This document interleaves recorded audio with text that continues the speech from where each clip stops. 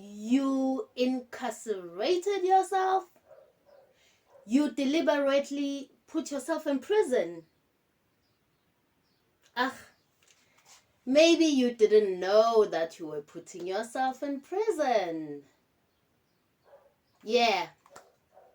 In today's video, that's what we are going to be talking about.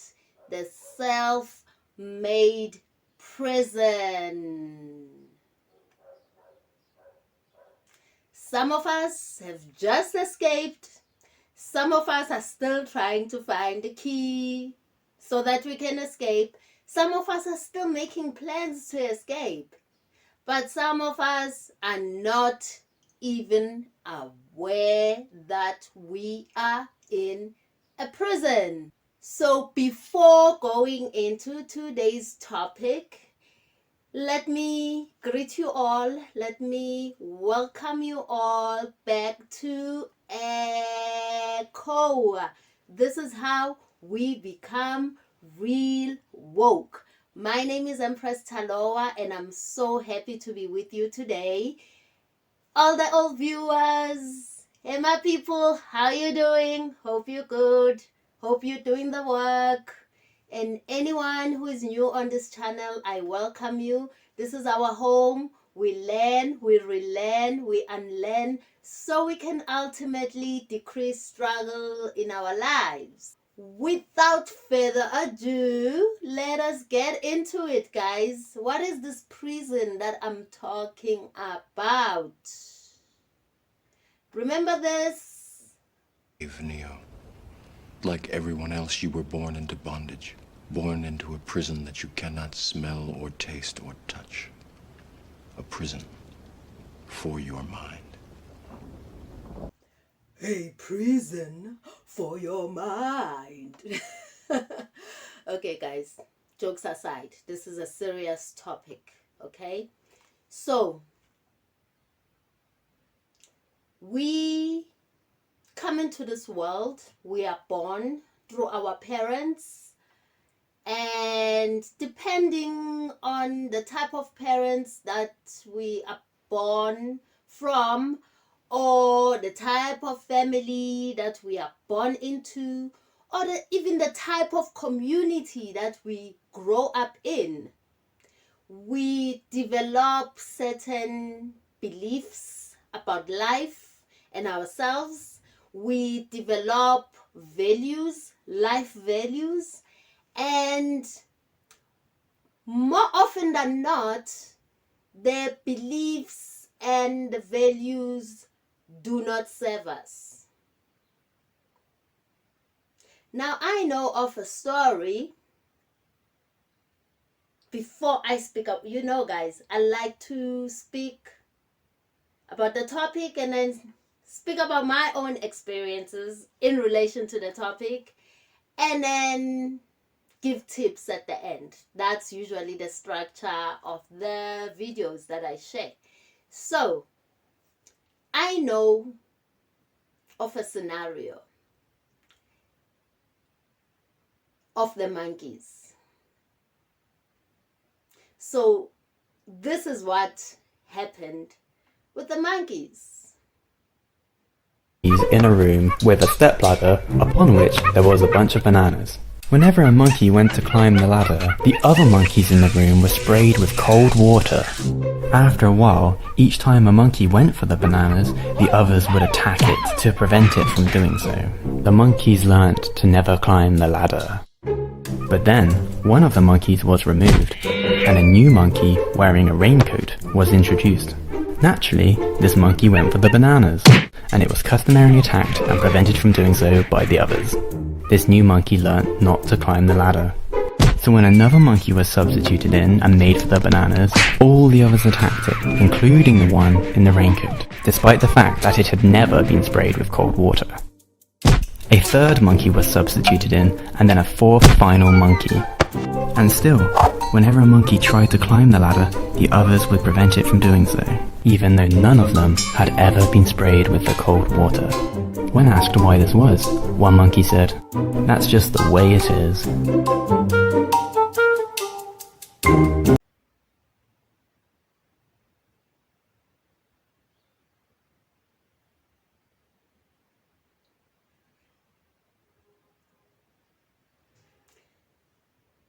So you see how we get programmed and how our beliefs develop from the environments and situations that we find ourselves in. In South Africa, we have a phrase that says, it's a Zulu phrase, Abantu Bazothini. Okay, Xhosa as well, hey? So it's a Nguni phrase, let's put it like that. Abantu Bazothini. That simply means, what will people say? So we have this thing, right? Where I'm from, South Africa, Johannesburg, so Soweto. We have this thing where if somebody would like to pursue something, they always worry about what other people are going to say. I'm sure it doesn't happen in South Africa only. I'm sure this is like a global phenomenon. It happens everywhere. You want to do something, you know that this thing will be good for you. And then you worry about what the next person will say. This thing doesn't even have anything to do with the next person, but you still worry about what the other person will say. We do that a lot. We do that a lot, guys. Break it up. Cut it. Stop.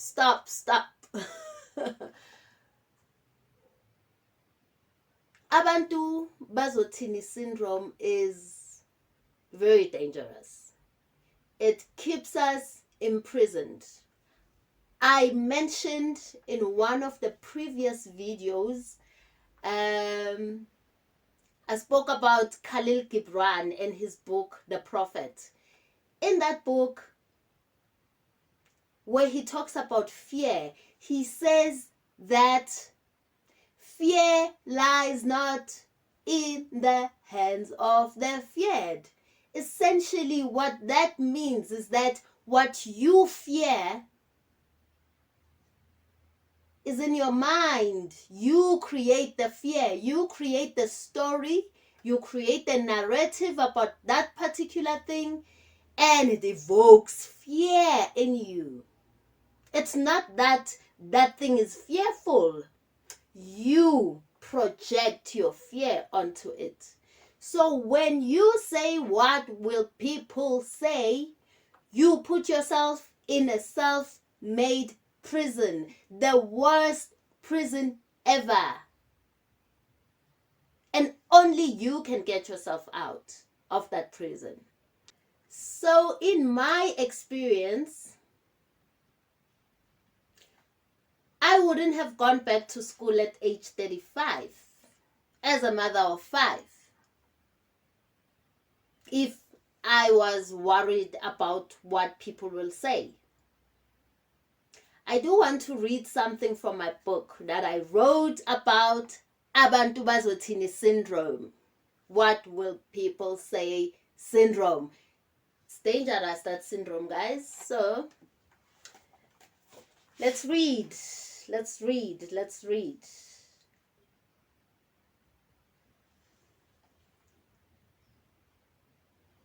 So I wrote about Abantu Bazothini syndrome in chapter 11 of the book, and it's titled Death and Grief.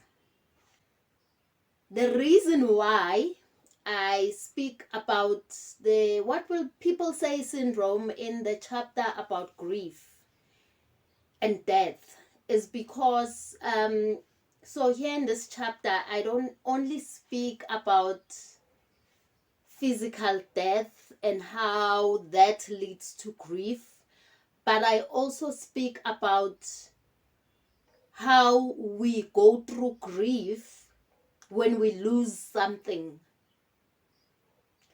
So my example is, when I was 21, I was already driving my own car. I was earning a lot of money. I was working at corporate.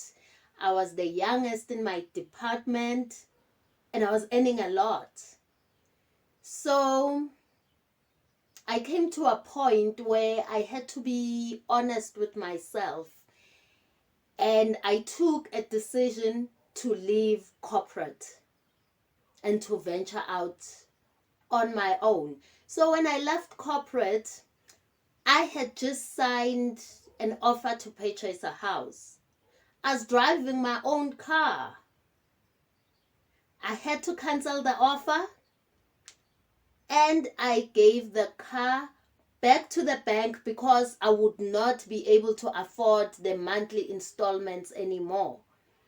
And I mean, I survived, but it was not easy going through that, and people looking at you saying, hey, uwile, meaning she's fallen, you know. So I realized by the time I wrote this book, I had done a lot of healing. So I realized that one of the things that actually depresses us when we lose a job, a girlfriend, income, the lifestyle maybe that we used to live, is that we worry too much about what other people will say, and that automatically puts us in a self-made prison.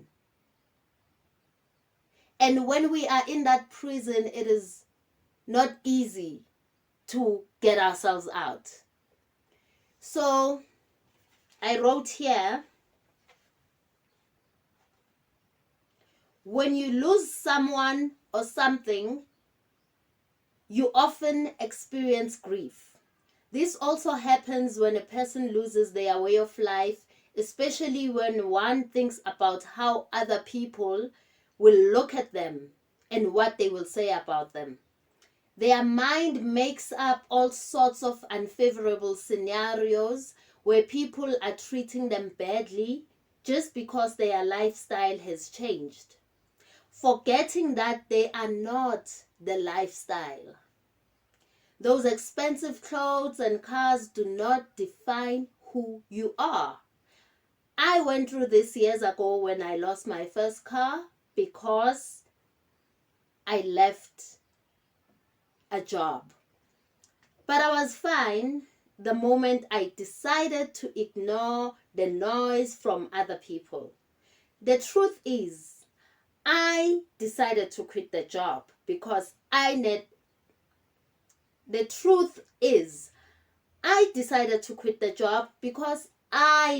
to be bigger for myself.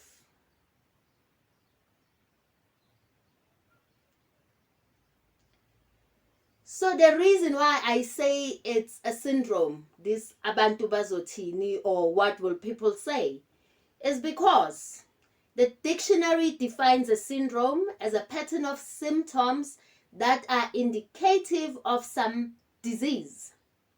This syndrome affects the person so badly that sometimes they sink into depression or even suicide. In other words, fear-based beliefs lock into your survival instinct, your physical survival instinct, in such a manner as to first perpetuate the idea that if you don't follow this belief, if you don't perpetuate this belief, you will die. So it relies heavily on tricking you into believing that if you change that belief, there will be nothing left of you, that the belief is all-consuming, that the belief is all representative of your true self, and that if you change it, what you're doing is committing suicide. This is how serious the self-talk is, guys. It's the self-talk that I spoke about in the previous video that actually creates this prison.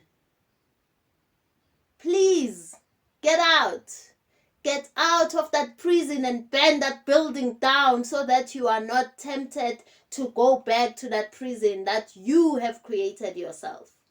There are many ways that we create prisons, guys. The things that we hear other people say, we put them in our minds and we create that reality for ourselves. The things we see on TV, on social media, the things we hear on the news, we perpetuate this negativity, and this negativity imprisons us. But guess what, guys? We have a choice.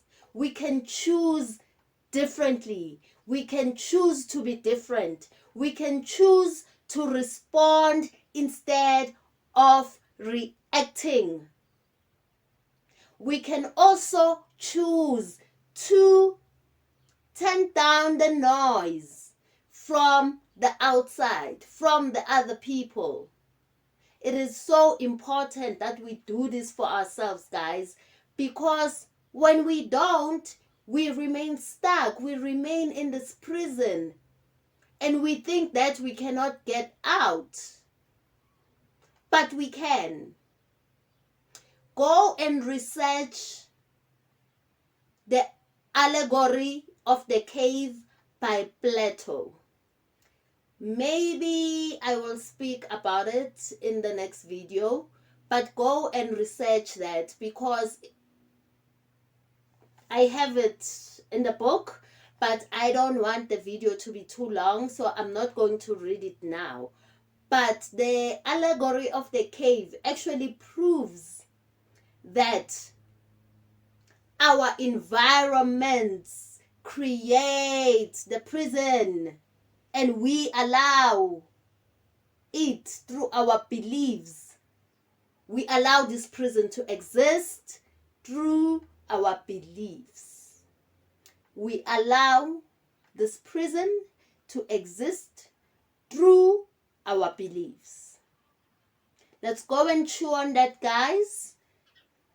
Let it assimilate. Let's make sense of it. Let's go research the cave allegory, and let's share our experiences in the comment section.